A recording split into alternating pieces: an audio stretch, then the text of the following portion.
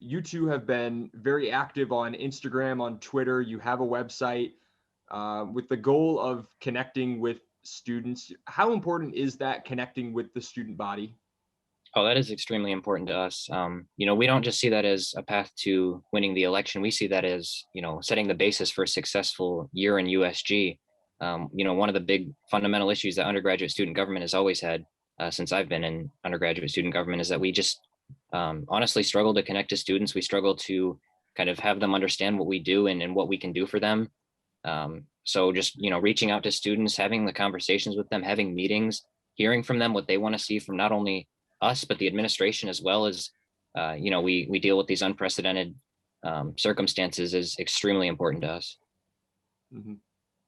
Gil, do you have anything you want to add to that? I mean, I agree with what Alex said, but I also wanted to say basically that me and Alex had a conversation. And I told him, I was like, we need to get these ideas out there. Like we have some really great ideas, but we need to get them out there for people to hear them and get feedback, and so that we can improve them. And hopefully that people feel passionate about those ideas and want us to try to implement them. So.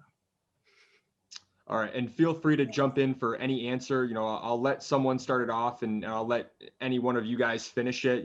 Hopefully I don't have to kind of bring people into the answer. You guys have talked about increased funding for the counseling center. Where would that funding come from, that increased funding? And how would you kind of pay for that?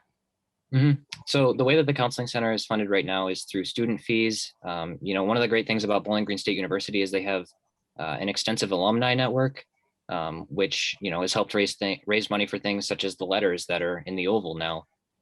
So I think utilizing that vast connection of alumni to help kind of support the students on campus, I think that they want the student body to have the same experience that they did, and unfortunately, in the era of COVID-19, it's extremely challenging. So mental health is more important now than ever. So we fully believe that they would be willing to support initiatives that would help increase funding for the counseling center, as well as additional programming events. I think that is a fantastic way to look at funding the counseling center. And like I said, it is fully funded by student fees. So we could even see if the university wanted to kind of bring in some money of their own, maybe through price increases for sporting events or things targeted towards the community members, so they can kind of help keep the money in Bowling Green State University and help the students of Bowling Green.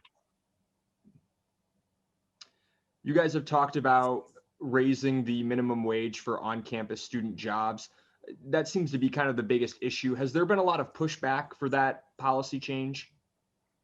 No, we haven't really received any pushback for that. We do believe that the student body would fully support it, obviously, and we believe that the administration would want the students to be able to afford their college education. Many students are here at Bowling Green State University working every single day to try to pay for their books and their tuition and their room and board. So, this $1.20 price increase could go a long way for, not just enrollment, but ensuring that students have, the flexibility to attend Bowling Green State University and, pursue the career of their dreams. Can you guys speak more about, you talked about in your website, the declining enrollment, as a kind of a macro trend, the college enrollment is going down, and you talked about implementing a designing your life philosophy. Can you explain that more in detail? Yeah, absolutely. So, pre-COVID, late 2028, 2029, that era or area, there was going to be a drop off in enrollment of students. And that stemmed from the 2008 and 2009 recession, where people are having less children. And now we're seeing that effect as students go and enter the college market. But due to COVID-19 and the financial struggles of kind of the national economy, that drop off is now occurring right now. So, not just Bowling Green State University, but universities all across the nation are going to have to deal with, this unprecedented enrollment challenge. And one of the unique things that Bowling Green State University is doing is trying to implement this design your life philosophy. And they're doing that by adding courses, they're adding life coaches to help, just set students up for success, not just in their classes and not just at Bowling Green State University, but for their life as they leave here as well. So we want to aid the university in this push for this really unique perspective on how not only a college education can influence a student, but how thinking about their life holistically can impact them as well. You guys also talk about a greener campus. Can you go into more detail about what that would look like for students? Yeah, so this is a bit more of my area, but really how I look at it is we have a climate, I believe a carbon neutral plan and a deadline, I would put it as by 2040. And I really think we need to be acting more on that. And the initial plan for us is really to get back to a pre COVID state with like, I guess, our sustainability initiatives, reinstate a plastic bag ban after it's, it is safe to do so. And, get more reusable bags on campus, reinstating Friday night lights, those little things that help to really save things. But then we're also looking at bigger things like post-consumer composting, because we do pre-consumer composting, which is really great. It's much easier to do than post-consumer composting, but there's just a great quantity of waste in that area. I think we're looking at solar and different solar options. I've heard geothermal, which is a really interesting idea, and I know some admin have been building infrastructure for potentially geothermal energy production. So I don't know if you wanted to add some more initiatives. I'm kind of blanking, but. Yeah, I mean, you pretty much hit on most of them. Another thing would be just ensuring that all of the buildings on campus are properly weatherized. We'd also want to go through and replace, lights with more efficient lighting fixtures. I think one of the great things about us is Gil has been fully invested in these, green initiatives for years now, and he has the connections and the expertise that can, really help us push that carbon neutrality plan forward from 2040 to possibly a date much sooner than that. I want to shift to the issue of hazing, which has obviously been a very prominent issue in the last few weeks.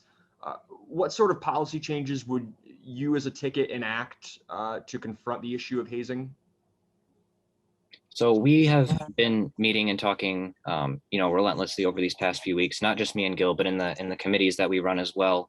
And we are kind of building a comprehensive plan that has very specific steps on how to address hazing on campus. One of the important things that we want to keep in mind is that hazing is not just limited to Greek life.